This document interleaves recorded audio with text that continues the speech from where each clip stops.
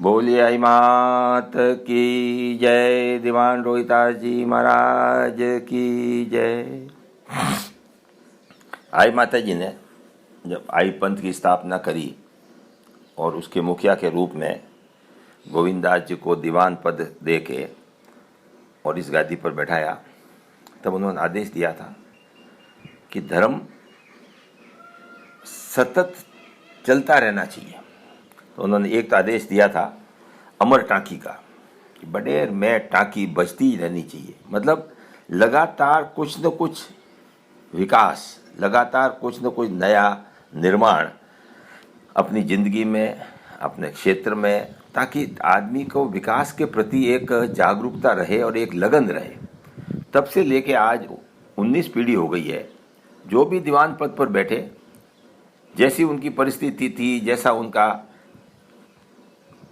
काम था, उन्होंने इस बडेर में लगातार आज भवन आप बडेर में देख रहे हैं, ये कोई एक दीवान ने नहीं बनाया, एक समय नहीं बना, सतत जैसे जैसे जिसके पास जो व्यवस्था हुई उसने उसमें जोड़ तोड़ लगातार करते रहे। तो एक तो ये आईपन सतत विकास की प्रक्रिया, सतत परिवर्तन की प्रक्रिया है, जो शुरुआत इससे होती है। एक मारवाड़ी में क्या होता है, दो चीज़ें याद रहे, गीतड़ा ने भीतड़ा।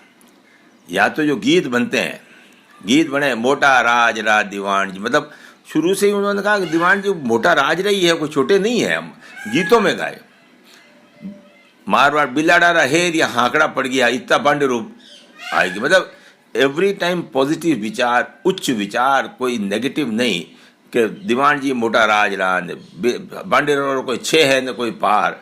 यूँ करके ये आई पंथ का जो बेस है, विकास, परिवर्तन, पॉजिटिव सोच, अच्छा बोलना, बड़ा बोलना, तो उस तरह से। और जो पद पर बैठे उन्होंने अपनी अलग अलग परंपराएं स्थापित करी। गोविंदास जी ने पूरे पश्चिम राजस्थान में घूम फिर के किया। करम सिंह जी ने ये नया जो सीरियों को मेवाड़ ले जा रहे थे, उससे एक ये छुड़ाने की प्रक्रिया शुरू करी कि अगर कहीं अन्याय हो रहा है तो उस गांव को त्याग दो, और एकता से त्यागो, वहाँ दूसरा कोई नहीं बसेगा। और उसने एक नई परंपरा छुड़ाने की, अहिंसात्मक आंदोलन से अपनी बात मनवाने की चालू करी। रोहितास जी ने तो कोई कमी छोड़ी नहीं, लड़ाई भी लड़ी, तो तपस्या भी की, तो चमत्कार भी दिखाए। तो आई पंथ को विकास और बढ़ाने में भी उनका पूरा योगदान रहा। उनके स्वर्गवास के पश्चात उनके बेटे लक्ष्मीदास जी ने जिग किया, और जिग करने के बाद मैं रिकॉर्ड में आता पुरानी बइयों में 3000 मण गुड़ की लापसी बनाई। आज से 400 साल पहले, जब कोई साधन नहीं थे, चक्कियाँ नहीं थी, भट्टियाँ नहीं थी, घटियों से पीस के कहाँ से तो गुड़ आया, कहाँ से घी आया, कहाँ से आदमी आए, सब पैदल आए। पर 3000 मण गुड़ आज से 400 साल पहले किया, पूरी प्रशंसा हुई, दरबार आए, ठाकर टीटर आए, पूरा दुनिया जिग कर, मतलब पूरे आपने दुनिया को आमंत्रित कर लिया।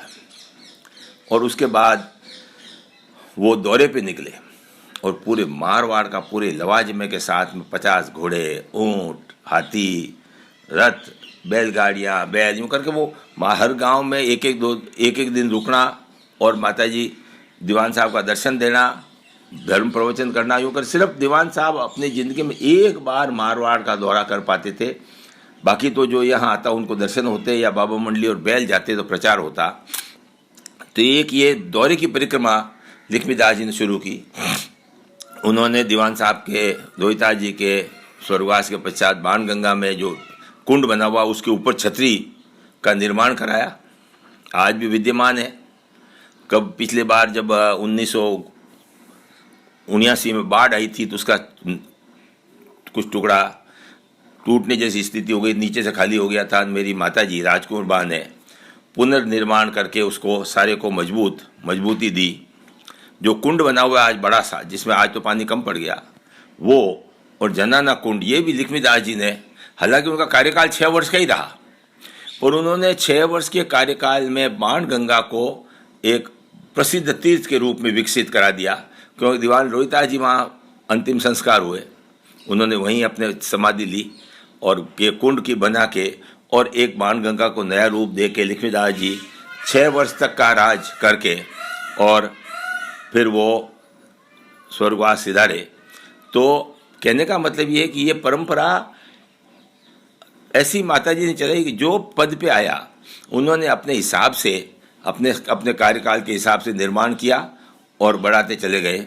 तो रोहितास जी और रोहितास जी बाद लक्ष्मीदास जी और लक्ष्मीदास जी के पुत्र हुए राज सिंह जी, जिसके बारे में अपन कल फिर चर्चा करेंगे। बोलिए आई मात की जय।